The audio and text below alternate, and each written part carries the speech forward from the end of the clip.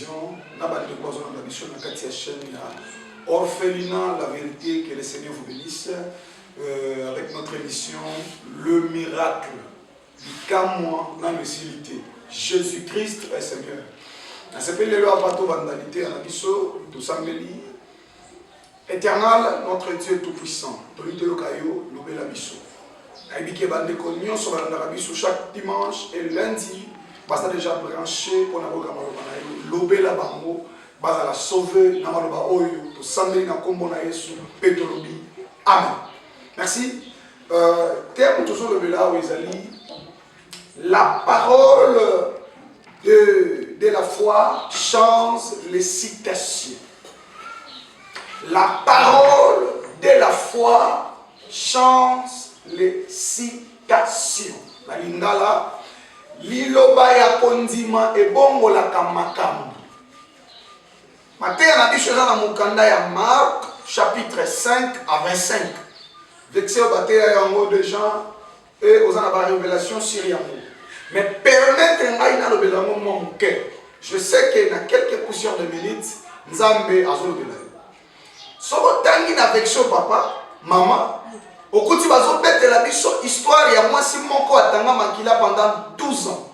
Écoutez, selon loi mosaïque, ce qui moi na moi si a traversé na ba période na ye otangisa makila, fois so bilamba na ye abimi en dehors de la ville.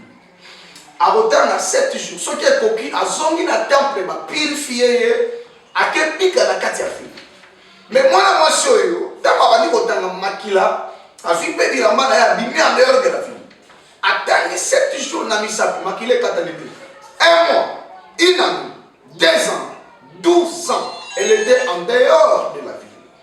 Mais vexé, la Bible dit, on appelle cela plutôt, la Bible dit, un jour, elle a entendu parler de Jésus. Mais bien aimé dans le Seigneur. Ayoka na ekolobe la docteur. Ayoka kolobe la takis. Mais ces jours-là, elle a entendu parler de Jésus. Il faut être transformé dans la vie. Parce que tu es en train d'écouter la parole de Jésus. La Bible dit la foi vient de ce qu'on attend. Et ce qu'on attend vient de la parole de Jésus. Dans le moment où il y a Jésus, la Bible dit elle avait mis par derrière de Jésus. Ami Nobeli, Soyaka Simbi et Lambaya Moutoyo. Nazobika. Moutolo makambo eza nani? Moutolo makambo eza mutoyo a dépensé mon abadorter pendant 12 ans bikité. Mais awa zoloba soki a simbi elamba ya Yesu akobika. Et lokoni na mona ke batamani na kati ya Yesu akobika. C'est pourquoi la Bible dit il est impossible de lui être agréable devant Dieu sans la foi. Pourquoi? Parce que n'a mokilo frère. Ceux qui ont la classité, ils n'ont pas si pour diriger par eux. Namokilo frère, ceux qui ont la famille, ils n'ont pas si pour se valeur. Ils ont selon mokilo, mais selon foi. Ils ont la famille, ils ont valeur. Selon foi, ils ont la classité, ils ont engagé par d'autres. Selon loi mosaïque, moi, je suis dans la valeur. A combattu un pur.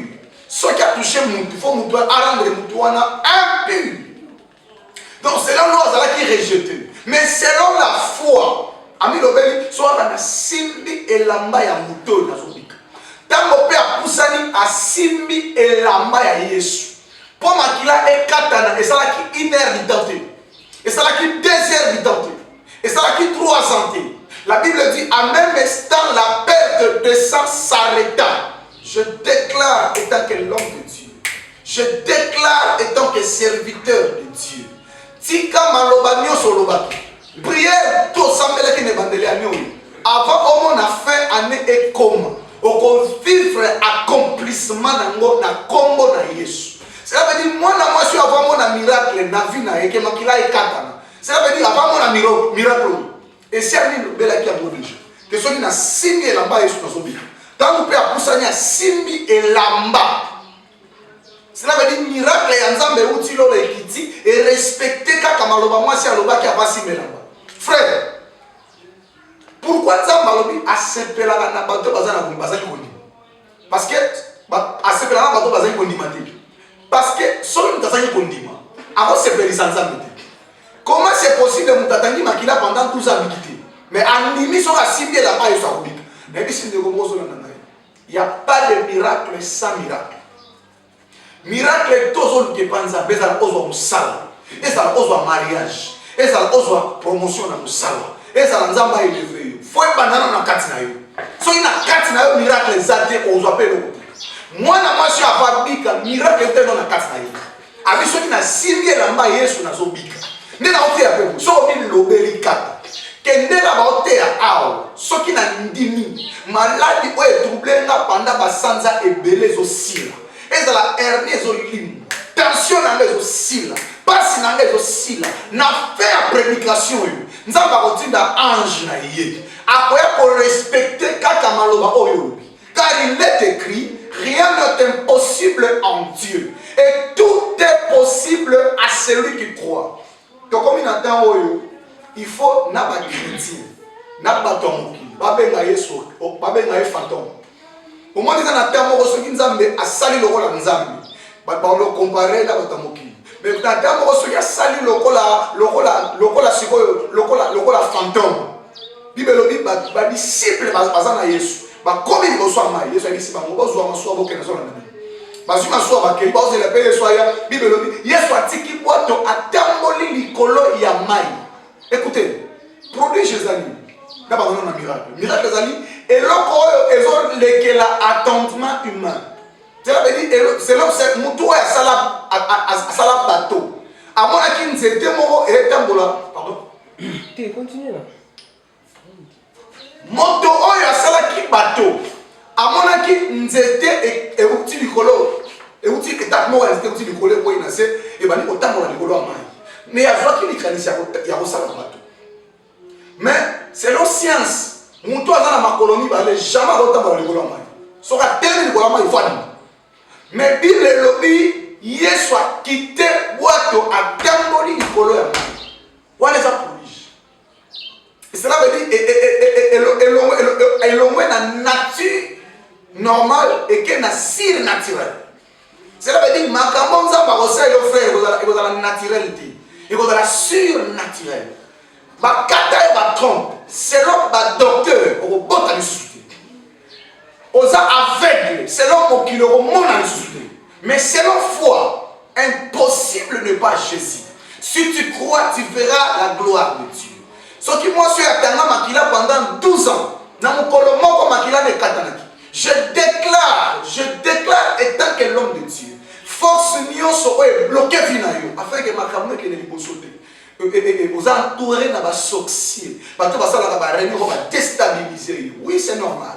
Mais écoutez, la Bible dit rien n'est impossible en Dieu et tout est possible à celui qui croit. Ce qui na année 2021 botambola ki na Yesu na kati ya boîte nzela moko. Mais na année 2022 oyo Yesu oti ka boîte otambola likolo ma il faut benga fantôme.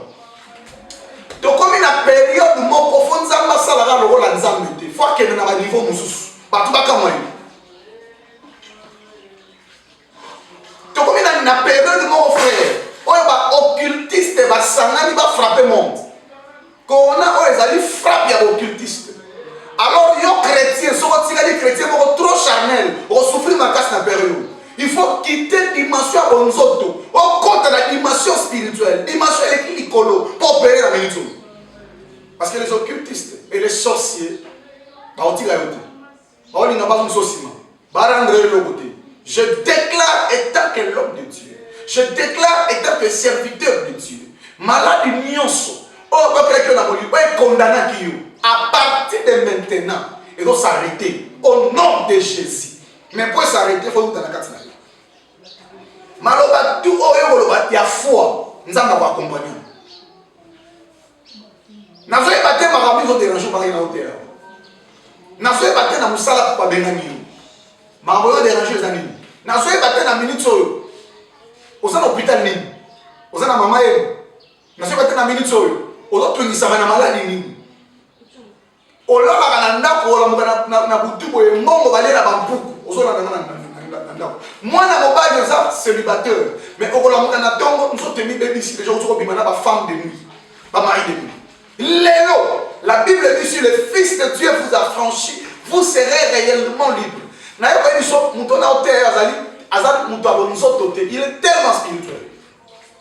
Alors, parce qu'il est tellement spirituel, miracle, nous sommes en spirituel, et en spiritualité avec ma physique. Parce que moi, je suis à Bika. Et bandaki na spiritualité na kati na ye. Muta omo ante makambo esala na kati ya motema. Ami lobeli soki na simbi elamba ya mutu oyo na kobika. Ndeko na ngai. Ezala o souffra pendant 100 ans. O souffra pendant 50 ans. O souffra pendant ce qui combat la nenga na yebi na mati. Mais soki omi lobeli na kati na ye. Que lelo na suka ya prédication oyo na na kobika.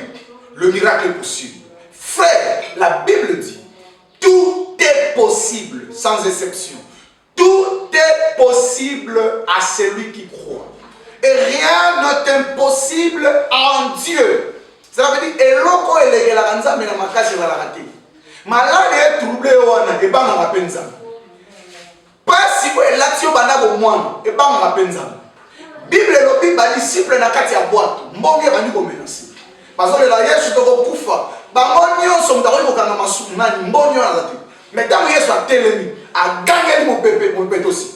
Pauvreté na yo frère ouais troublé wana et c'est là Yesu a gagné. Ce qui a gagné s'arrêter directement. Mais elle va se faire ici na moi je suis atanga makila pendant 12 ans. Ba solo la kina Yesu te. Ba kutala ki face à face ko ete. Mais ye mo ga bi lo beli soki na simbi lamba na zo bika. Kaka ko simba ya ko simba pam makile kata. Na nzoto ya Yesu miracle di maka partout. Miracle zo bima na bilamba na ye mutu mobimba. Miracle zo bima na bisika ya tamakolo mutu mobimba. Miracle zo bima na suki na miracle bima partout. Et ça dépend de la mission aussi même. La foi, elle est capable d'opérer le miracle. Pendant que nous avons déjà un miracle, nous avons un miracle. Nous simba bisi ko zo passe. Et ça donne hernie. Ko banga te simba kaka. Moi je vais prier. Ezala ozali na mbasu ba kwa kela simba kaka. Ngamu tunako miracle c'est Jésus. Il est le même hier, aujourd'hui et éternellement. Mon Dieu mon roi. Mon Dieu mon roi. To comme une période oyo biso te photo ki ma bandoki, mais bandoki ne fa ki ma biso. To comme une période oyo biso ne photo bangisa bandoki, bandoki ba ko bangisa biso te. Obimeli nga na butu na bimeli. Donc ça to comme un niveau mo to so opérer biso te lokola ba homme naturel, mais to côté na monde ya surnaturel. Cela veut dire parce que celui qui est à moi est plus grand que celui qui est dans ce monde. Comme on est Satan, comme on est Jésus Christ, que ça soit je te présente Jésus, je te présente la croix de Jésus. Je n'ai que le nom de Jésus.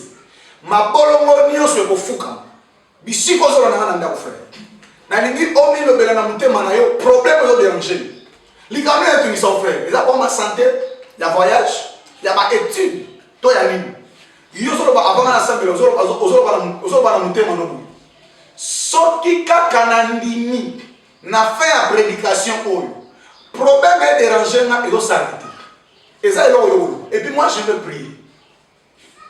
Quand je vais prier, au moment d'un miracle l'obité, au moment d'un miracle l'élo, na teyo nzambo asala après un mois de 10 ans, nzambe ya même instant. Na mona pasteur mon ative avec tic au tac. Véritable tic au tac c'est Jésus. Si tu viens avec la foi, le miracle est possible. Si tu viens avec la foi, que ça soit makambo possible battre na vie, mais avec la foi, tout est possible. Selon Bapia Mokili, ce qui moi j'ai ici 45 ans à Obota le Sud. Selon Bapia Mokili, moi je suis pendant 12 ans. Faut que à cause de la vérité, à combien déjà impur. Selon Bapia Mokili. Mais selon Jésus, nous allons coûter à rendre impur. Selon Bapia Mokili, na 45 ans, moi j'ai Obota le Sud. Maintenant, 90 ans, Nzamba pesa qui Sarah Isaac. Azwaka biloko eza faible pour confondre les bateaux baza fort. Ce qui va quoi caillou, au sens c'est qu'on a rejeté. Famille va qui parle, on a bam, on a c'est bam. Mais avec la foi, tout est possible à celui qui croit. Moi je vais prier le Seigneur. Dans l'équipe va problème où ils ont un problème téti où est-il à la hauteur. Nous sommes déjà conscients. Papa on téti, bando bando na ngoti le lo téti à la hauteur. Malingi lo bana mutema no. Lelo ndeka na zone nima. Je vais vivre un miracle dans ma problème. Je vais avoir ma santé, le voyage, le Liban, je vais aller au Mbassou, je vais aller au Moussala, je vais rendre inapte. Ok, ne vais pas vendre la kit, je vais bureau, je vais vendre la gueule na kisi à diminuer aux yeux AVC. Lelo makamon aussi. Si me suis causé au passe, na maluba na monoko. Moi je vais prier. Yesu asa lelo lobi libérer na libérer. Moi je vais prier. Éternel notre Dieu tout-puissant. Na telemi awa te le rôle mutati ka bakisi na pharmacie. Na telemi awa te le rôle la politique ko pesa discours. Na kosala bo na kosala bo. Na telemi awa le rôle la mupakola minayo. Rempli du Saint-Esprit. Appelé de Jésus-Christ de Nazareth. Na telemi liboso ya peuple oyo. Nazo ba bango te ba kobika po rater. Mais c'est toi qui m'as appelé. Je déclare au nom de Jésus. Force union soit malade. Et kotaka na bilo kwa et kotaki na musala. Azala ba ka santé ya mbasu. Amona ka bien te na misu. Ma koleta mo la bien te. Je déclare au nom de Jésus. Pendant que la ressemble la awa. Miracle ya man qui noté. Miracle ya solo. Miracle authentique. Au nom puissant de Jésus-Christ. Et ben na okota na banda kuna. Et ben na okota na bambiro na. Oya zo na mbete ya hôpital. Que ça soit grandeur ya maladie wana. Bible lobby. Nzamba pesi yo kombo likolo ba kombo nyonso. Au nom de Jésus tout genou fléchisse. Na fuka misi bobola. Na fuka misi malade. Oya tunda ki ba vina ba. Na sameli nzambe fongola lola. Fongola lola. Qui dit sa miracle. Transformer ma vie, va expérimenter à solo. Oh, bah, que ça miracle là où Jésus, et ça la partage à ma vie. Dans le nom de Jésus. Dans le nom de Jésus. Dans le nom de Jésus. Bisiko banaye ko kapasi simba mo paswane ke. Bisiko banaye ko kapasi simba mo paswane ke. Na ki mu pepe mo rezo uta likole comme na toko na ngai eleki bisika bozali. Si tu crois, le miracle est possible. Bisiko banaye ko kapasi atana makolo ningisa ya mo ezali sute. Atana bisu simba bisu na efonga bisiko. Je déclare au nom de Jésus-Christ de Nazareth. Oya kufa seko après 3 jours. Na tombo na yazala kate. Il est vivant. Assez puissant pour moi. Na kombo na Yesu. Et tolobi. Amen. Que le Seigneur vous bénisse. Et zala ki bongo votre humble serviteur évangéliste Aimé Assoumani, grand esprit. Donc le côté awa, vous allez justement na kati ya orphelinat na biso la vérité. Ils ont mis justement la vérité Congo 66. Na bi cameraman na ko balancer le ba image. Bon mon na biso côté maloba nzambe. Ce qui veut mater à quoi tout tuer il y a na siwana benga biso. Benga biso côté ya benanzambe ya miracle ya ba fanti ko tuté. Nzambe ya miracle, oye ozu miracle. Que ça soit grandeur ya ba problème au troublé. Na le bité que oye ozu na ndenge oye. Oya ozu miracle na. Yo mutu ba musale ko tubisa yo. Santé na ngo simbate. Oyo ozu miracle. Na bandeko ba na ko peni ba orphelin. Bible dit dans Mukanda Episode chapitre 41 avec 5. La Bible dit heureux celui qui s'intéresse aux pauvres. Au jour du malheur, l'Éternel la délivre. Alors, la vérité. C'est moi le président de cet orphelinat. Orphelinat, la vérité, c'est la vérité Congo. Vous avez parlé sur vos alliés, tout n'a pas mutué que dans Pascal. Donc, comme il y a Pascal, tout n'a venu Congo 66. Il y a autant la bande. Tous les awa, n'a pas filmé, n'a pas orphelin, parce que nous avons soutenu au départ. Nous sommes là pour faire un thème. Bengabiso, plus de 143, 89, 88, 831. 89, 88, 97, 831. au commis orphelinat la vérité, au commis évangéliste Aimé Assoumani, grand esprit. Appelez-nous et Nzambe à vous en dire. Voilà caméraman, à la sélection dimanche, total la vie à Ban Bazobi Kanakatia Centre et Tozo Massima. Merci. Mwana Crispin. Crispin. Mwana Zaika Libanda. Zaika Neto Anla Libanda. Mkomsuna file Libanda kana alomba ngabwe. Namboy mabwe. Abengi ngamala yaka na ye. Oh, nene ofane bana ngabi ana. Fanda na ngakabwe na senga. Oh to kei. No mo pe na akuta na gasi aba beminga na fena. Mama ina wafana. Mutapesa biso bilo keza pour faire aimer. À cause de nzela na yo ngo esala biso kotolia. Nzolo bakaka ngino nyaso ba yika alala Libanda ofena ngolo. Ofena za bien. Obela la Libanda ya kotofi. Kuma yako napanda na wenzira moni na wabae tuninga na kiasa asiyo nyumfana na ndapo na ujuta yukutira na boye na umulugwa akwa mera na wateka wakala na walinzima na lika wanyokola Libanda be nzimi deto antipe ko ya pio tepe na centre continue na France on a avantage parce que awa avantage eza po olala na ndako olia pe bien makamutu elenga bien nakosenga kaka nzambe asunga bango mpe basembola mpe loboko basoutenir biso mpe mwa mokia na oyo ezalaka so basoutenir biso mpe esala biso bien mokambi na biso mpe nzambe apambola ye mpo eza na bato ebele biso bana bambongo kutu biso bana bambongo baleki kuna mbongo na ye azwi mayele ya kosangisa bana tie bongo mpe na ndako alasi bolingo ya sangisa bana tie bongo mpe na ndako bafanzi me yana misusu bana mbongo bazwi elie wana te. Merci nayebi ke boti komona tokomi na sunga émission na biso soki oza touché ospendi mosala onayebisaka bino chaque jour ozali obligé ntango ospendir émission mais soki nde nzambe atuti yo ospendir yango yaka télévision ezalaka mbongo banda na bandaki nazofutaka wana moko yaka mpe ofutela na chaîne nzambe akozanga te kopambola bino. Numéro de téléphone 089 88 97 831. Que le Seigneur n'a pas symbole de l'anga bandé connu sur votre travail dans la carte de télévision. Mon caméraman Josué, je te salue. N'a pas symbole de Madame Nangaï, Miss Winga, je te salue. N'a pas symbole de l'orphelinat Mobiba, la vérité. Que le Seigneur vous bénisse et passez à très belle journée. Merci.